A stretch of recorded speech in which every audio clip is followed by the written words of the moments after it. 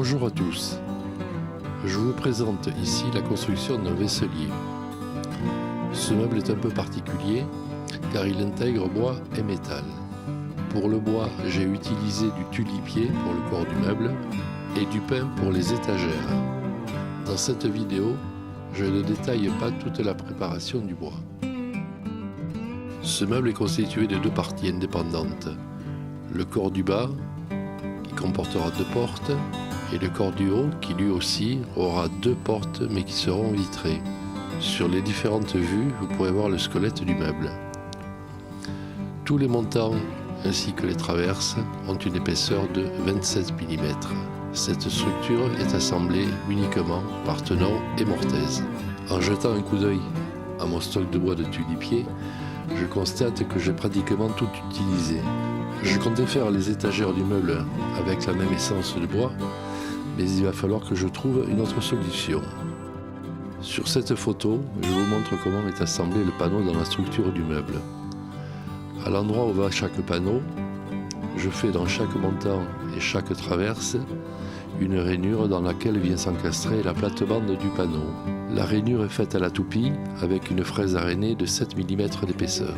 La plate-bande et la moulure du panneau est faite aussi avec la toupie, avec une fraise dédiée à cette opération qui comporte des plaquettes interchangeables, ce qui permet de modifier le profil en fonction des plaquettes. J'ai refendu en deux ou en trois parties la largeur des planches pour éviter que le panneau travaille. J'ai reconstitué ensuite ces panneaux avec une fraise en dents de scie pour refaire l'assemblage des différents morceaux pour le panneau. Avant de coller les deux corps du meuble, j'ai redémonté la structure pour pouvoir essayer les panneaux et ainsi faire un montage à blanc. Le collage des corps de meuble ne se fait pas en une seule fois. D'abord les côtés en vérifiant l'équerrage. Pour ma part, je procède de cette manière. Je mesure la longueur des diagonales. Si elles sont égales, mon collage sera d'équerre. Sinon, en modifiant la position de mes serre-joints, en les mettant un peu en oblique dans un sens ou dans l'autre, je peux jouer sur la longueur de ces diagonales pour qu'elles soient égales. En ce qui concerne les portes, vous remarquerez que l'assemblage montant-traverse est à 45 degrés. Pour réaliser cet assemblage, j'ai fait une mortaise à chaque coupe de montant et traverse. Ensuite, j'ai fabriqué ce que j'appelle une clé qui unit montant et traverse.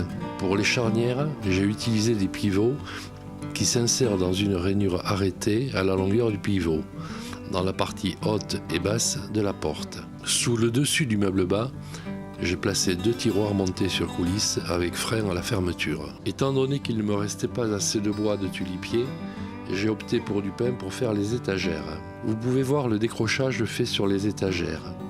Cette entaille permet le débattement de la porte à l'ouverture et à la fermeture, puisqu'une partie du montant de la porte passe derrière le montant du meuble. Les portes se ferment à clé avec une serrure haut et bas. Les vitres des portes de l'élément du haut sont maintenues par une pare-close à l'intérieur des portes. Pare-close qui est vissée, donc démontable en cas d'accident. Passons maintenant à la partie qui va faire de ce meuble un élément de mobilier qui aura un peu un aspect industriel. Pour ce faire, j'avais réalisé une feuillure sur tous les montants et traverses du meuble, ainsi que sur les portes, pour recevoir un fer plat de 25 mm de large. J'ai donc réalisé des cadres soudés qui entourent en fait chaque panneau sur les côtés, ainsi que sur les portes.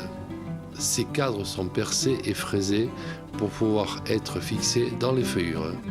Avant le montage des cadres métalliques sur le meuble, j'ai procédé à la peinture de ces pièces métalliques.